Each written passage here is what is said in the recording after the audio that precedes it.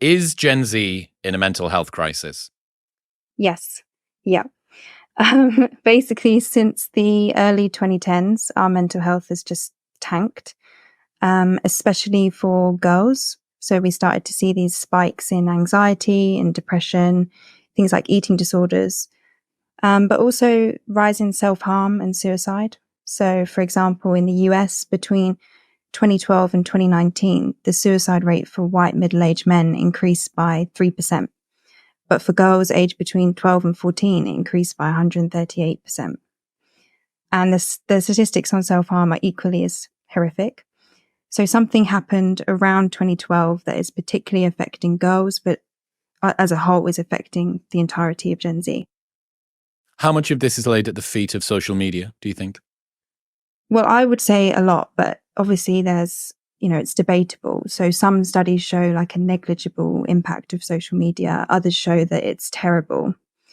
But the thing is with those is some of the studies kind of lump in screen time with social media. So they'll say like, screen time is bad for you, but that could be texting friends, that could be scrolling through Instagram.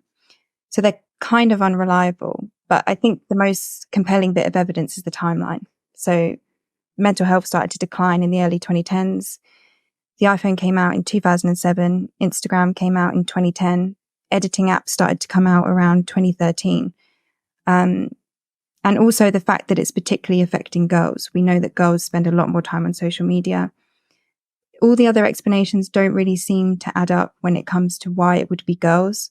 So things like people say the housing ladder or the economy or the climate crisis, and none of them quite fit that explanation apart from social media for me anyway. Yeah, why is it that women would be particularly concerned about the housing crisis or about the Yeah. future temperature or the amount of carbon in the atmosphere?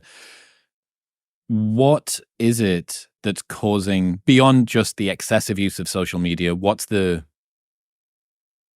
type of use of social media that's causing this disparate effect on girls? Yeah, well, I think there's different aspects to it. So there's how girls are using social media. So things like obviously social comparison, comparing yourself to everybody and comparing your productivity and your looks and your lifestyle to everyone all the time, which is terrible for mental health. So there's that, but then there's also how social media enables companies to have closer access to girls. So the targeted advertising, and the ability to monitor them, to collect data and to sell that data to platforms who then bombard them with advertisements. So I think a big part of this is the industries that are now able to follow girls around and kind of inundate them. It's an onslaught of advertising and it's, specific to that young girl's insecurities or vulnerabilities. So, if a girl is anxious about how she looks, she'll get bombarded with beauty companies who are trying to sell her fixes to her specific worries. So it's kind of both at the same time. It's how they're spending their time on social media, but also how companies are utilizing that to exploit them for profit.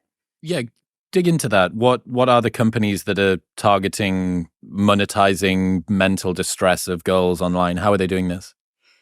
So the way I would phrase it is I would like firstly say that, to have some like adolescent angst and turmoil when you're young is normal, especially for like adolescent girls. So we know that adolescent girls are more anxious, more risk averse, more prone to perfectionism than boys of the same age. So I think all of that's pretty normal. And I think every woman would say she's been through, body image issues or whatever. But I think what's happening now is companies are able to exploit those vulnerabilities and target them. So for example, I would say it's completely normal for a girl to worry about how she looks. Everyone will experience that. But it's not normal to have to deal with that in a world of Instagram influencers and TikTok filters and editing apps. At the same time, it's probably normal to worry about your feelings, to feel a bit anxious, but now girls are having to contend with that in a world of therapy culture and ads for ADHD medication and quizzes saying like you might be autistic. And other things as well, like, insecurities in relationships, jealousy, paranoia. I think that's all normal when you're young. But dealing with that in a world of dating apps and hookup culture and online porn, it becomes unmanageable. So I think what's happening is those all kinds of industries. So the beauty industry, what I would call the therapy industry, the pharmaceutical industry, social media companies are all going after these age-old feelings and kind of ramping them up to a degree that I think the average girl can't cope with.